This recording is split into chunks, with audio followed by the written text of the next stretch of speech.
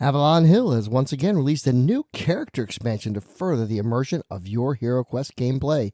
Path of the Wandering Monk. Now you can walk the path of a wise monk hero, a student of unarmed combat. Two great figures and unarmed martial arts styles based on the four elements, earth, water, air, and fire, are included.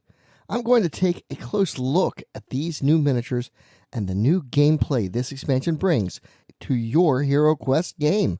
Coming right up on RPG Retro Reviews.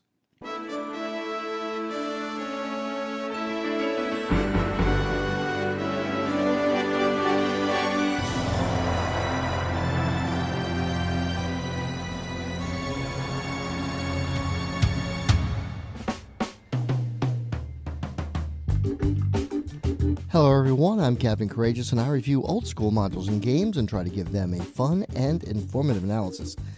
This week I'm returning to the HeroQuest board game for a fun look at a new character type, the Monk, that is being released by Avalon Hill for their popular fantasy board game.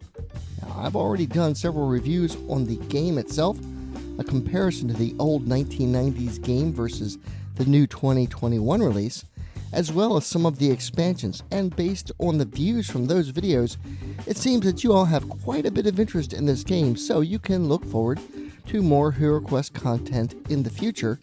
So please take a moment to give this video a like and subscribe so you won't miss all the content on this channel. And while you're at it, you might as well take a look at my massive back catalog of old school Dungeons & Dragons reviews. I've created a playlist of all my HeroQuest videos to make it easier for you to find them, so just click here. Also, I recently did a great interview with Steven Chenault from Trollord Games talking about all the great new Gary Gygax releases coming out, so please take a moment to have a look at that. And in addition, I did an overview of my own horror at Hill House adventure using the Eldritch Hack horror game system. If you like horror role-playing in H.P. Lovecraft, you're definitely missing out if you haven't checked it out already. I only mention this because these are some of my best videos, and unfortunately the views on them are very disappointing. For some reason or another, YouTube has buried these videos, or you're not responding to them, and I'm sure you'd enjoy them if you just take a look. Anyway, let's go ahead and get on with the subject of this week's video. This is actually the second new character type that has been added to the game. The first character expansion being the Rogue Heir of Elithorn. Like that release, you get both a male and female version of the character type, though the stats are the same. Here are the sculpts, and as you can see, they have done a great job emulating the artwork. I can't wait to paint these up. Like the other HeroQuest figurines, these are made from a rugged plastic mix that is both flexible, but also holds the shape very well. I'm particularly pleased with the straightness of the staff on the female monk figure. The monk gets one attack die base, but it's important to note that when attacking unarmed, the monk uses 2 dice to attack. The monk gets a healthy defense dice of 3, 6 body, and 4 mind. Note that the monk can use weapons, but only daggers, crossbows, hand axes, short swords, and staves. The monk may not wear armor or use a shield. However, it's the elemental martial arts styles that really make the monk shine. Like the wizard, the monk's martial arts are based on the elements of earth, air, water, and fire. And there are 2 techniques for each element, one on each side of the provided style card. Once you use a technique during your turn, it is then exhausted. You cannot use the fire technique, however, until you have exhausted the other 3 techniques first. Recovering elemental styles is not that difficult, however. You only need not have any monsters in your line of sight at the start of your turn. If you meet this condition, all elemental techniques are recovered. So, starting with water, let's take a look at the monk's elemental fighting techniques. Twisting Torrent can be activated if you take damage, canceling the damage entirely, and with Tidal Surge you can split your movement roll, thus allowing you to move, attack, and then move again out of harm's way. Moving on to earth techniques, there is Speak with Stone.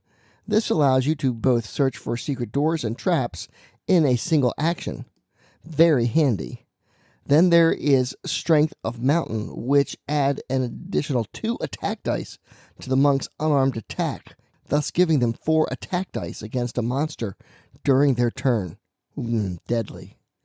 The 2 water techniques are Eye of the Storm and Soaring Dragon. With Eye of the Storm, you can make 1 unarmed attack against all adjacent enemies, including a diagonal attack. Soaring Dragon allows your monk to automatically succeed when jumping over a trap. Finally, there are the 2 fire techniques of Burning Spirit and Touch of Endless Inferno. Burning Spirit is a very deadly attack, allowing the monk to attack monsters in a line, either straight or diagonal, until a wall or door is encountered. All monsters in the line of fire take 2 body points of damage. A very effective way to take out the big bad evil guy's minions.